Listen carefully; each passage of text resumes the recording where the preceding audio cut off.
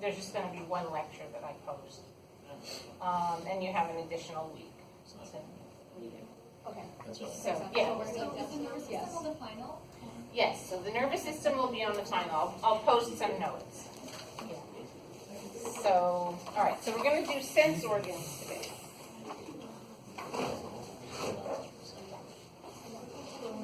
Okay. So basically, before we go into detail about sense organs, so what would be some reasons for vertebrates to have sense organs? Predators. Predators, right? Escaping predators. Anything else? Food. Finding food. Mating. Migratory purposes. Mates, right? Finding mates or migrating. So many different reasons for having sense organs. And there's numerous different types of receptors. So there's photoreceptors, like what we have in our eye. Chemoreceptors, which are in our taste buds and in our olfactory. And then we have the ear and the lateral line system in fishes, which we're going to talk about today. And thermoreceptors, which detect heat, proprioceptors, which detect position in space. Okay, so many different types of receptors. Which one is pain? What? Is Pain? Pain is, that would be one of the cutaneous receptors. So it's for touch. So pain receptors, touch receptors, those are called cutaneous receptors. So what we're going to start with is the lateral line system in fishes. So in fishes, basically, and we're going to see that the lateral line system is actually very, very similar to our own ear. And they're very, very closely related and basically, evolved sort of hand in hand. So fishes, like this primitive bony fish here, have an extensive system of these lateral line canals. So there's some on the head, most of them are on the head. Some of them extend back onto the body with this canal. You might have gotten to see this in the shark. So it's the lateral line canal on the body of the shark, which basically goes along the edge of the horizontal skeleton of the septum. And what's inside this tube is basically something that looks like this. So what you see on the outside of the fish is little tiny holes or pores that open to the outside. And then along the inside is what we call the lateral line canal. And it's lined by these tiny organs which are called neuromast organs. The way that the neuromast organs work basically is that as the fish swims through the water, water comes into the lateral line canal and it flows over these neuromast cells. So it's flowing over this, and what these neuromast cells have, in addition to innervation going to the central nervous system, is they have this type of structure. So this round part on top is what we call the cupula. And the cupula is made of a jelly-like substance. So it's these tiny little kind of, bumps inside the lateral line canal with this gelatinous cupula on top. And then under that we have two types of cells. So there's what's called the hair cells, and then there's what's called the sustentacular cells, which support the hair cells. And each hair cell has both an afferent and an efferent neuron. So those go to and from the central nervous system. The efferent neuron is basically, the afferent neuron is the sensory neuron leaving the hair cell. The efferent neuron is going to the hair cell from the central nervous system. And the reason that they're called hair cells has to do with their structure. So they have this one very, very long hair-like cilia. As a cilia, it's made up of microtubules with the 9+2 arrangement that you probably learned about back in intro bio. But so this kinocilium is a very, very long cilia. The rest of these hair-like structures are not cilia. So they're called stereocilia, But they're really kind of a type of villi, so similar to what you have in your small intestine. So, or actually microvilli. So they're microvilli, so they do not contain microtubules. So one really long kinocilium and then some progressively shorter stereocilia next to it. And what happens is that this allows the fish to detect motion. So it's able to detect not only a disturbance in the water, but also what direction it's coming from. Because what's happening is if the water current, if there's a pressure wave, that moves these neuromasts, what's going to happen is if it moves this way, the kinocilium moves that way, and that produces one type of nerve signal. But if the cupula moves the other way, it's going to bend it backwards. So it can tell the direction from which the pressure wave is coming, depending on how the kinocilium moves. So fishes have these lateral line organs, and this is how they tell, the direction that prey are, where prey is, or where predators are, or other things that fish need to know about. So they basically, this is how a shark, one of the many ways that a shark can tell that there's someone swimming in the water, basically is like this. So, all right, so this is very similar to our ear. What I did was I did kind of make up a whole bunch of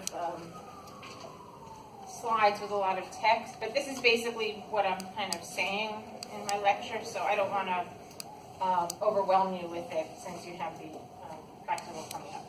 So you can read this at home, and it's basically what your book says too.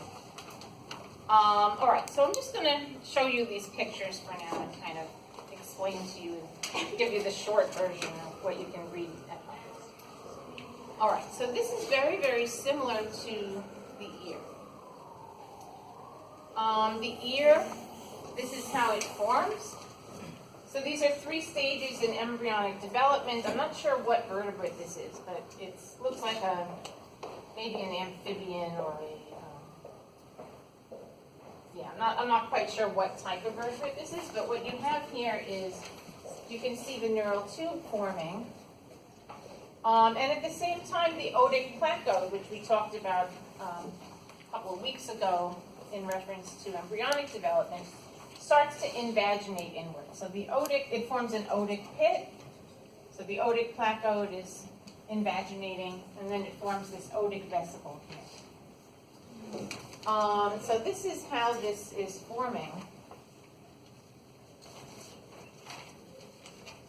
So it's basically invagination of this otic placode.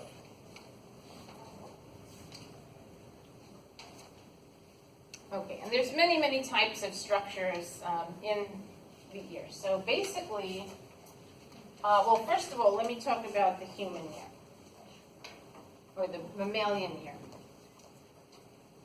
All right, so this is what our ear looks like.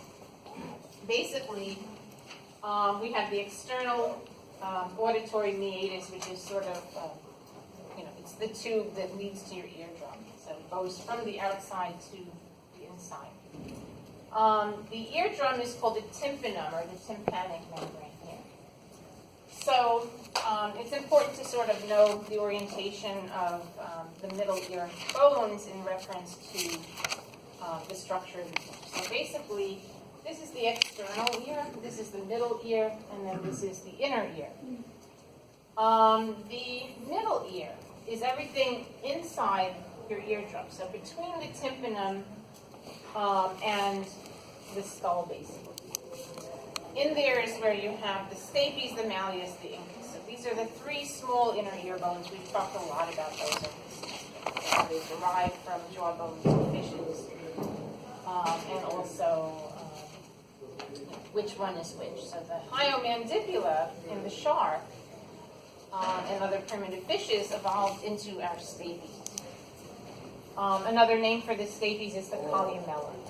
So it's Malleus, Incus, stapes. And then we have here, so the stapes actually kind of redirects pressure waves from the eardrum to the inner ear. So it's not that some students sort of mix it up and think that the inner ear, that the middle ear bones are kind of beating on the tympanum, but it's the other way around. So when sound waves come in, they cause your eardrum to vibrate, and it works exactly the same way as a drum. So basically, it's vibrating, and it's converting air pressure waves to displacement waves. So air pressure waves cause your eardrum to vibrate, which moves these three bones. And what's happening is that the key to this is you have a very large surface area for the eardrum, but a very small surface area here where the stapes meets the oval window here. So that helps to amplify the sound. So it's amplifying the pressure waves going from the eardrum to the inner ear. So this kind of beats against the oval window here and creates displacement waves in the fluid that's in the inner ear.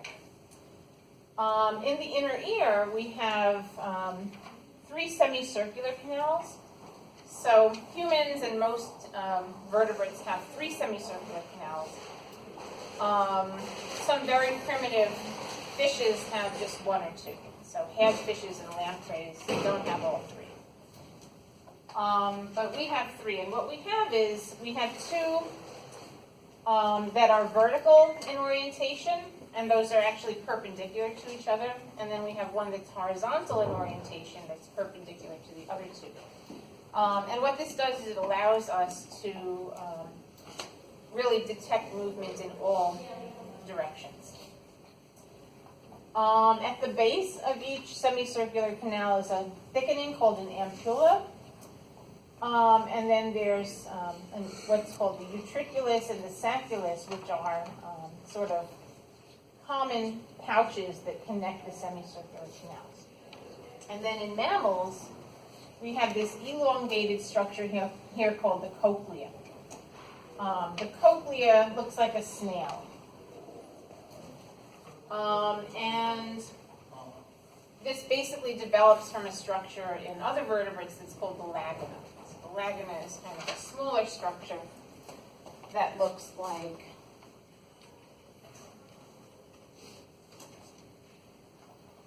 this.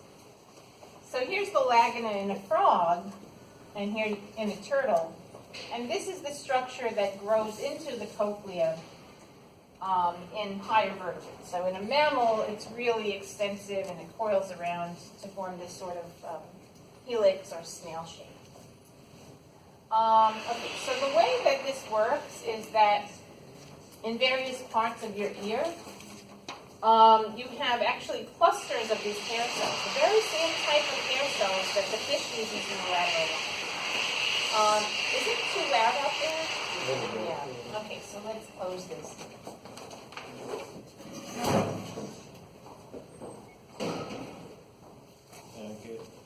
Sure. Okay, so inside the inner ear are patches of hair cells, very much like what's in the fish's lateral line system. And there's several names for this. So there's what we call cristae. Cristae are found in the ampullae.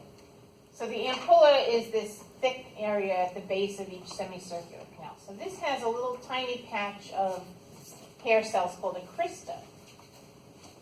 There's also, there's several other types also. So there's one called a macula, which is when it contains otoliths or ear stones that are made of calcareous minerals. And then there's what we call a papilla, which is also a small patch of these hair cells. So there's several different types. And let's see. Professor? Yeah. What's the purpose of the cochlea? cochlea, it helps to increase the ability to hear high-pitched sound. So it's, mammals need to hear high-frequency sound. Okay, so let's look at different types of these hair cell clusters. So a patch called the crista is found in the ampulla of each semicircular canal. Then there's one called the crista neglecta that's found in the utriculus. The utriculus is just the first chamber after the semicircular canals. So there's the crista, then there's the crista neglecta in the utriculus. Larger patches are called maculae. These occur in the utriculus and the sacculus, and these have basically sort of a white appearance. So they have calcareous crystals that are called statoconia. In sharks, these mix with sand grains. They can sometimes be magnetic, and it's believed that it helps the shark to actually orient itself in terms of migration. So it uses the magnetism in these structures, sand grains and minerals to navigate. Okay, so let's see. Sometimes these crystals are, form larger structures called otoliths. And actually, fish biologists or especially fish paleontologists use otoliths very often to differentiate different species of fossil fish because they fossilize very well. They're basically like stones inside the ear. They can have concentric circles so that you can actually tell the fish's age or get a good estimate of how old the fish was.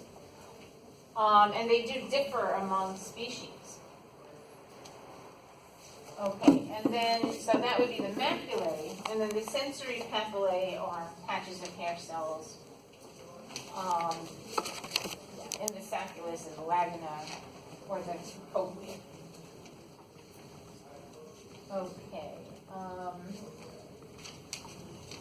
So anyway, the main thing is that the ear works very similarly to the lateral one. So it has these hair cells, very much like the neuromast cells, that detect movement.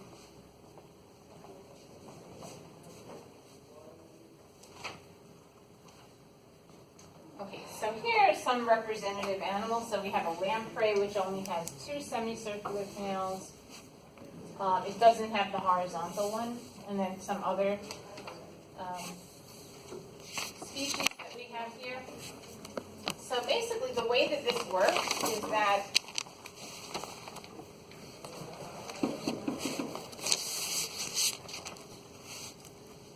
so there's fluid inside the inner ear. In all these semicircular canals and the sacculus utriculus, there's a fluid, and it's called endolymph, and it's just kind of sloshing around inside your ear. When you move your head, one way or another, it's basically changing orientation. So the fluid is moving, and it's moving over the papillae or other structures containing hair cells, and that is how we orient ourselves in space. So it's the movement of this fluid over these hair cells that is very, very important in detecting balance. Okay, and then in terms of hearing, we talked a little bit about how the sound pressure wave in the ear is converted into displacement waves inside the inner ear. So again, what it's doing is moving, it's creating vibrations within the endolymph, so in the fluid inside your ear. And those vibrations are also going to affect the hair cells. And you pick that up as sound. Okay, so in mammals we have this thing called the cochlea, which develops from the laguna. And it has several different structures here. So surrounding this, so endolymph is the fluid that's inside the inner ear, and then there's a fluid called perilymph, which surrounds the inner ear, in the space between what we call the skeletal labyrinth, or sort of the canal and the bone, and what we call the membranous labyrinth, which is another name for the inner ear. So in this space here between the skeletal labyrinth and the inner ear, we have this fluid called perilymph. Surrounding the cochlea, there are two parts. So there's what's called the scala vestibuli and then the scala tympani.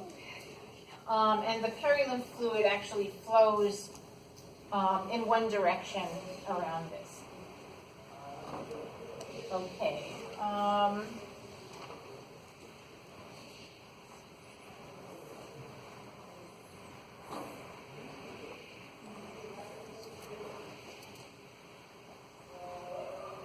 So this is how it works, basically. So we have displacement waves received from the stapes at the oval window of the ear called the fenestra vestibuli, and it moves through the perilymphatic duct. So it's going first through the scala vestibuli, and then it just goes around and back through the scala tympani. So you can read about in your book how this happens.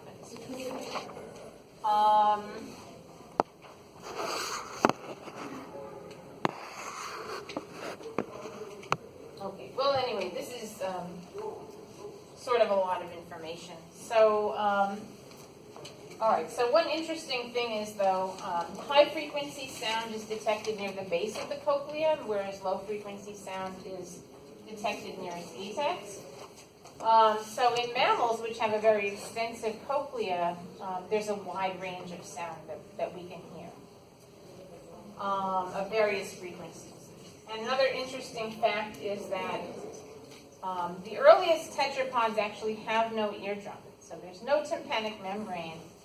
And it actually evolved 3 separate times among vertebrates. So frogs, their eardrum is believed to be not homologous to our eardrum. If you look at a frog's head, you can see its tympanic membrane is literally on the outside, and it's just kind of a round circle right behind the eye. That's actually not homologous to our eardrum. So it evolved 3 separate times, and then the other time is in turtles. Okay, what else? Let's see.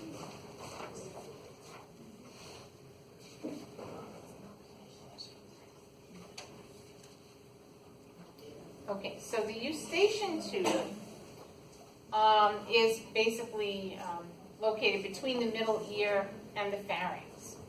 And it develops from the pharyngeal pouch number 1. So I think we talked on Tuesday about pharyngeal pouches. So the first pharyngeal pouch associated with the mandibular arch is what forms the eustachian tube. So,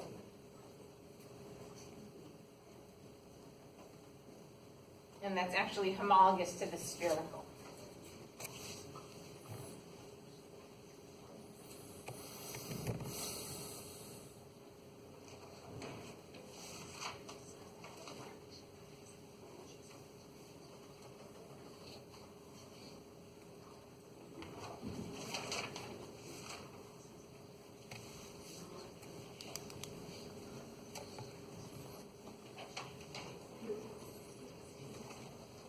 So this is a lot of information, isn't it? Yes. All right. Does anyone have questions? Yeah, I can see you're all like really On edge. on edge about the practical. So I'm going to stop. And actually, if you have questions about the practical, ask me. You said it was more